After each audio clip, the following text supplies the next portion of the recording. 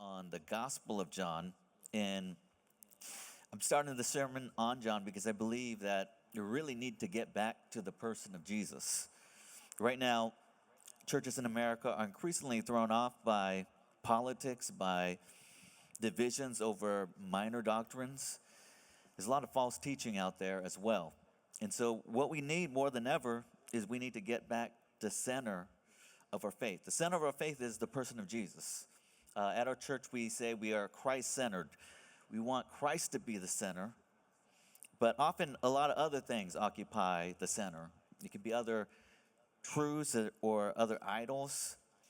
And we really want to look at the person as Jesus. He's the center. He's everything. He's the cornerstone. And our church needs to get back to Jesus. He's what it's all about. I heard the story of a Jewish rabbi, and he says every time he hears the name Jesus, he weeps. You know, and there's something about Jesus that even transcends Christianity.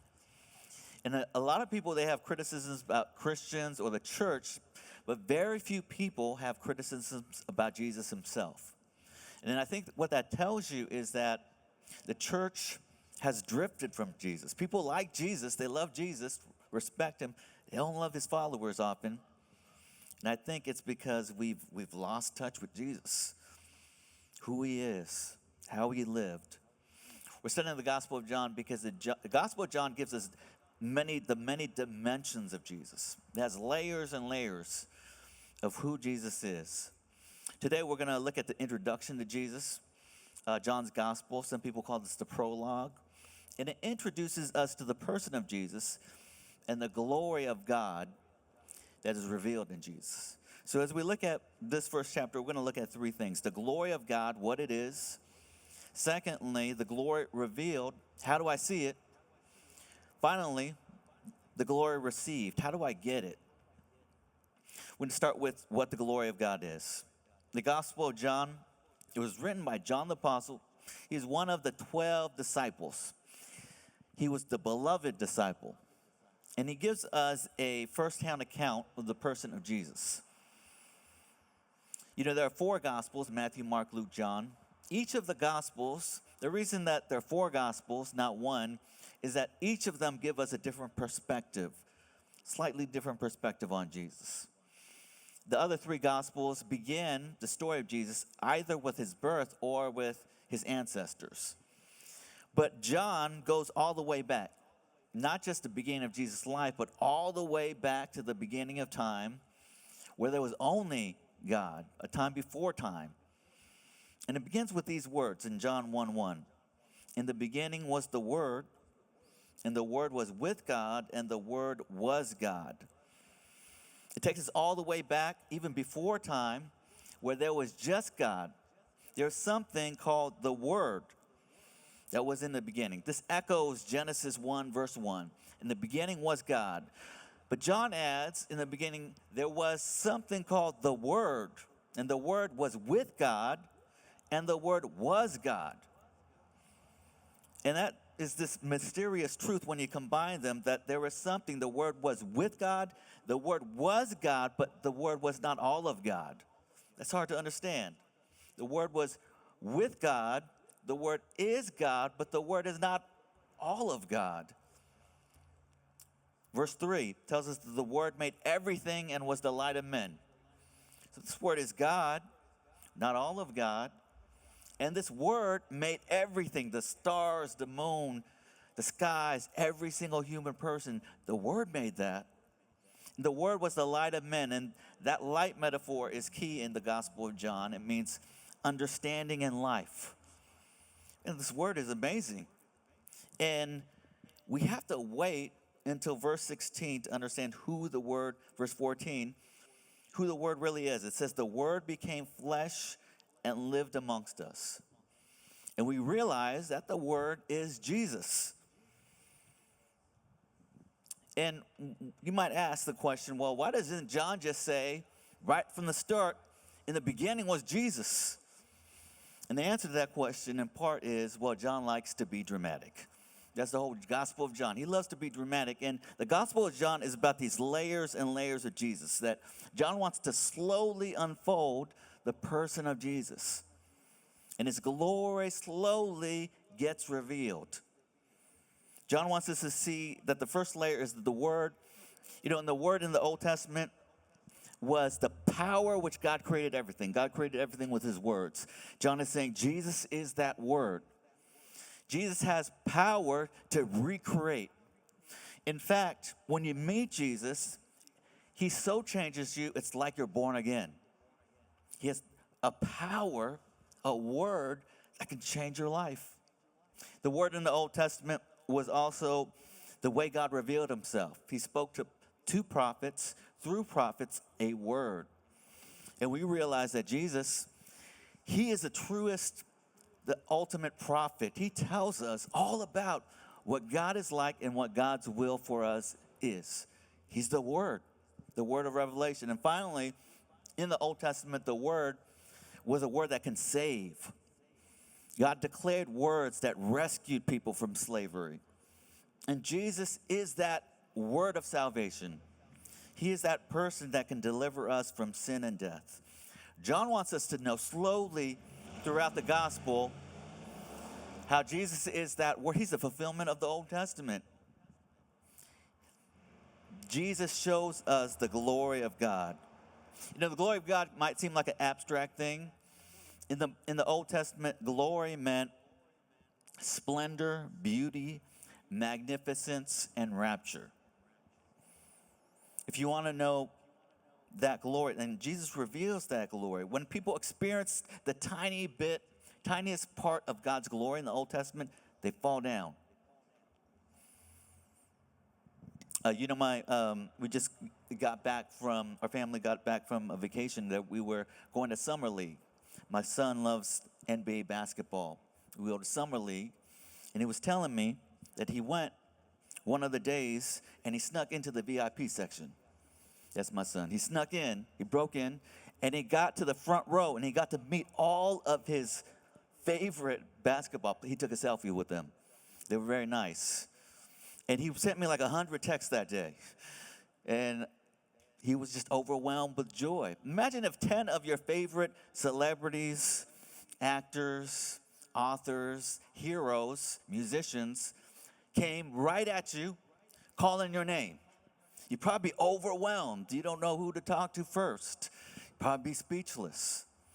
And that's a tiny glimpse of what people experienced when they saw the glory of God. It overwhelmed their senses. They short-circuited. The glory of God was everything. David says in Psalm 63:2 that he longs to go to the temple to see, to behold God's glory. The glory of God is the thing that we ultimately are longing for in life. We get glimpses of God in creation. If you go to the Grand Canyon, if you go camping and you see 10,000 stars, there's beauty there. The Romantics, English Romantics, they talk about the sublime, and that is the ultimate. There's this transcendent thing, this experience. C.S. Lewis says that we're always longing for glory, but we're looking for it in different ways, in romance, in experiences, in traveling, for vacations, going to a festival. We're looking for this experience. We're looking for this amazing thing. But he says that everything always falls short of it. Some people say don't ever meet your celebrities. Don't ever meet people you idolize because they're going to disappoint you if you really get to know them. But Lewis says these things should not be mistaken for the realest thing. He says they are only the scent of a flower we have not found, the echo of a tune we have not heard, news from a country we have never visited. Lewis says that these things are just signposts. They just point us to the truest glory, the most amazing thing. That is the glory of God. That is the thing in life that we've been looking for our whole lives. So here's the second thing. How do we see that today? How do we experience the glory of God? And the second point is this glory is revealed to us. You know, in the Old Testament, there are different people who got glimpses of the glory of God, but it was always a glimpse, and there was only a few people who can experience it. For instance, Moses, he went up to Mount Sinai and experienced the glory of God. In Exodus 33, Moses asked God, God, show me your glory. I want to see the fullness of your glory. And God said to Moses, well, you can't handle the fullness of it, so I will let you see the smallest part of my back. I'm pass through, you can see that. It's like God was saying, I'm going to show you the least glorious part of me, only for a second. That's all you can handle. And it says that whenever Moses saw the glory of God, his face lit up. He had to wear a veil over his face because his face was glowing from the presence of God. God revealed his glory to only Moses, though, only in an indirect way. God also revealed his glory in the temple, but only the high priest once a year can enter into the presence of God. The glory of God is in the Old Testament, but it was limited to certain few people in a very limited way. But in John 1:14, God says, now this glory has come down to us. We can see it, not just a few people, but it says in verse 14, and the Word became flesh and dwelt among us. And we have seen his glory, glory as the only Son from the Father, full of grace and truth. Sometimes people tell me, or I hear the question, if God exists, why don't he just come down here and do all kinds of miracles? Then I'll believe in him. And the answer to that question is, well, he's already done that. God has already come all the way down to testify to who he is. He's come all the way down in Jesus. The word that we just read is he dwelt amongst us. In the Greek, that word literally means tabernacled amongst us. Or God pitched his tent amongst us. He came all the way down. It's a reference to the wilderness. When God, through the tabernacle, was with his people, walked with his people. That word has come down. And in verse 14, we have seen his glory. He's come all the way down to live with us. You know, one show I've watched a few times is this show called Undercover Boss. It's basically about a CEO or executives that go undercover in their own company to get a glimpse of what it looks like from the ground level. There is a episode where a man named Larry O'Donnell, he's a president of a waste management company. He goes undercover at the entry level of this waste management company. He cleans porta potties. That has to be the nastiest job. He's cleaning porta potties. He's picking out trash in landfills. He's doing that. He's getting his hands dirty. He's the CEO. Well, he went down. But in Jesus, something more profound has happened. God didn't reveal his glory from afar. Jesus didn't come down, become human. He could have commuted back to heaven in the evenings. No, but he came all the way down. He pitched his tent on Skid Row. And he lived with us. He lived with us. He came all the way down. Why? Well, in verse 4, it says, the light shines in the darkness. Darkness has not overcome it. There's darkness in this world. There's all kinds of conflict and wars, violence, injustice, disease. God has come down into this world of darkness to overcome it with his light. But the light of Jesus and the glory of God, it wasn't obvious to everyone. Many people looked at Jesus and they weren't impressed by him. They didn't believe he was really God in the flesh. And the reason why people didn't see God's glory is that in one sense it was hidden, in another sense it wasn't obvious. His life didn't seem glorious. Jesus didn't use his power in ways that were overwhelming. You know, Jesus could have come down to earth, been like Superman, flew around, shot lasers out of his eyes. That would have impressed people. But Jesus' power wasn't revealed like that. It was only revealed to heal, to bring life. Jesus didn't live a life of luxury. Throughout his earthly ministry, he worked. Before he began his earthly ministry, he was a carpenter, blue-collar worker. Throughout his life, he didn't have very much. He didn't even have a place to lay his head. But ultimately, the place that people realized or thought they realized Jesus was not God was when he went to the cross. And everyone said, well, if you're really God, why are you suffering like that? Get down from the cross. If you're God, how can you be humiliated like that? But here's the thing. God shows his glory in Jesus by showing us his grace and his truth. In verse 14, it says, Jesus came and lived amongst us, and we have seen his glory. How's that glory shown? Full of grace and truth. The astonishing thing about Jesus, he shows us glory not through his strength, but through his weakness. Because Jesus' weakness, by going to the cross, he reveals God's grace. We don't deserve it. But Jesus willingly took that for us. And that reveals to us the character of God, that he is full of mercy. He's full of love. And he's so filled with justice that he can't just forgive us. So he willingly takes the cross. And what could show the glory of God more than the cross? John Calvin says this: the glory of God shines indeed in all creatures on high and below, but never more brightly than in the cross, in which there is a wonderful change of things. The condemnation of all man was manifested, sin blotted out, salvation restored to men. In short, the whole world was renewed and all things restored to order. Calvin says the glory of God, if you want to see where it's fully shown, it's at the cross.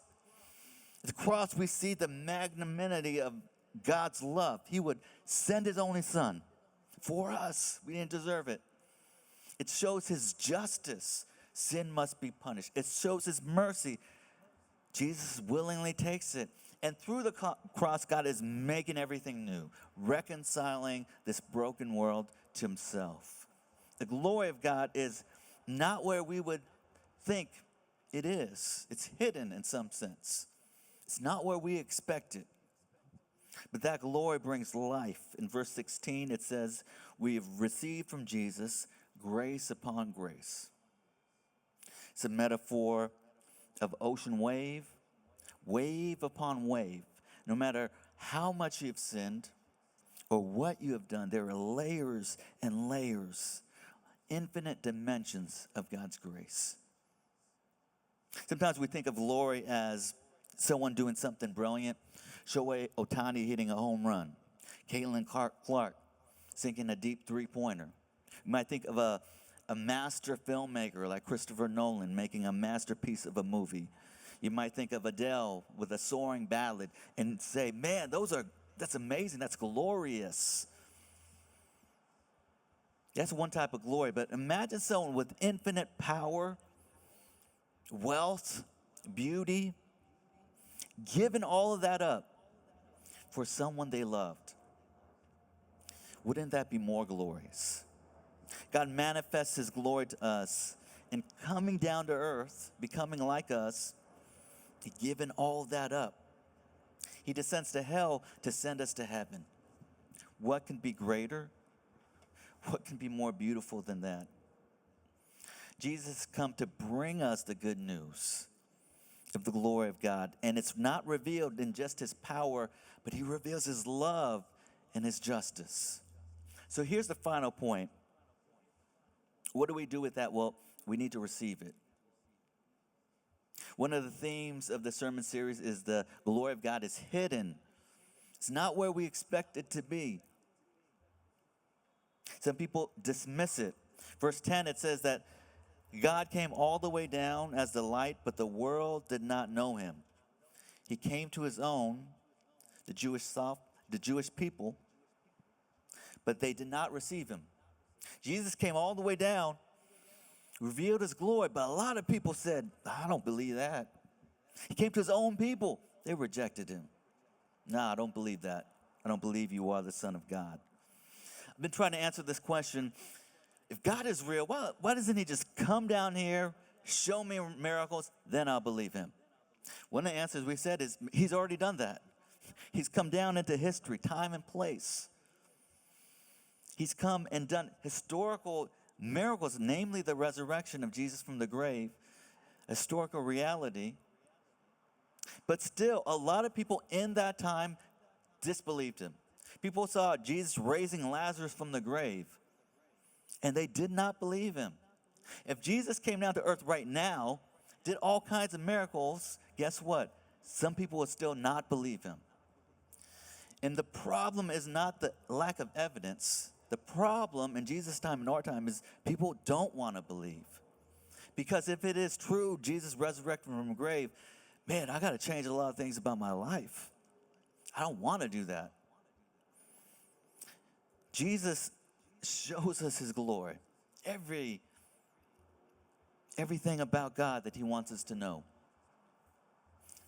Are we receiving? In verse 18, it says, last verse that we read, it says that God, we've seen God, the only Son who is at the Father's side, he has made him known. One way to rephrase that verse is that Jesus has told the whole story about God the Father. Jesus summarizes everything that we should know about him. You know, many people have heard of language software, Rosetta Stone, and that comes from the Rosetta Stone. It was discovered in 1800. And the Rosetta Stone simply had 3 phrases. It was the same phrase. First phrase was Egyptian hieroglyphics. Second was Egyptian script. The last phrase was Greek. People at that time could not decipher Egyptian hieroglyphics. They couldn't crack the code. But because of the Rosetta Stone, they knew Greek. And because they knew Greek, they were able to crack the code of the other 2. The Rosetta Stone cracked the code. It helped them understand the things that they did not know. In many ways, Jesus is a Rosetta Stone. God seems very abstract. I don't really know what God is like. He's up there. I don't really know his character. I don't know what he wants from me. But Jesus reveals who God is. He reveals his heart for us. He reveals his love, ultimately. John writes this gospel so that we would believe. In verse 12, it says that in contrast to denying him, we can receive him. John writes this gospel so that we would believe. And he says, if you believe, verse 12, you have the right to become a child of God. The astonishing news is that God has not only come to rescue us from the darkness, God not only forgives us in Jesus, gives us his righteousness, but finally he makes us his children. And because we are children of God, we are sharers of his glory. God's glory is not something he just reveals to us, but in Christ, we are partakers of that glory. In fact, the one way to think of heaven is a place of glory that we're all destined for. And when we get to heaven, we will be glorified. We will enter into that glory. We will be partakers of it. And that's our joy. That's the good news. As we close, 3 applications. Not a Christian, in the Gospel of John, there are various people who are not believers, who become believers. Some become believers right away. The woman at the well. Others, like Nicodemus, it takes him years.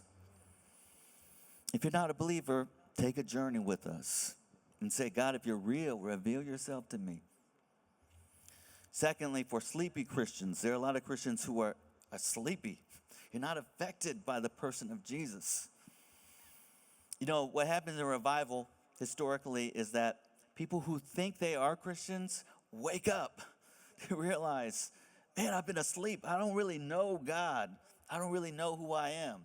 And they wake up to their sin, but more so their Savior. And through this series, would you wake up to the wonder of God in Jesus? Finally, if you're a hungry Christian, if you're longing to know more of God, would you pray this prayer with me that Moses prayed? Moses, man, he really wanted to know God. And he says, God, what? Show me your glory. And would you pray that? Would you say, God, I want to know more of you. I want to know your glory. Show me your glory. Show your church your glory. Let us be a people that seek the glory of God so that the city would know your glory. And pray that in different ways every day. God, I want to know your glory. I want our church to know your glory so that the city would know your glory. And God will answer us. In 2 Corinthians 3, it says that if you're a believer, you're actually in a position greater than Moses. Because Moses, that glow that he had, faded. He had to experience God again. But in 2 Corinthians 3, it says that every believer is in a position greater than Moses because we are going to see God face to face and be transformed from one level of glory to the next. God promises to reveal more and more of his glory to us. We're going to go from one degree to the next until we enter into glory. Become a person of meditation. Behold and take time away from your schedules to behold the Lamb of God. We're going to look at that next week. Who takes away the sins of the world. As we look at the glory of God, would we as a church be transformed into his image from one degree of glory to the next? Please join me in prayer.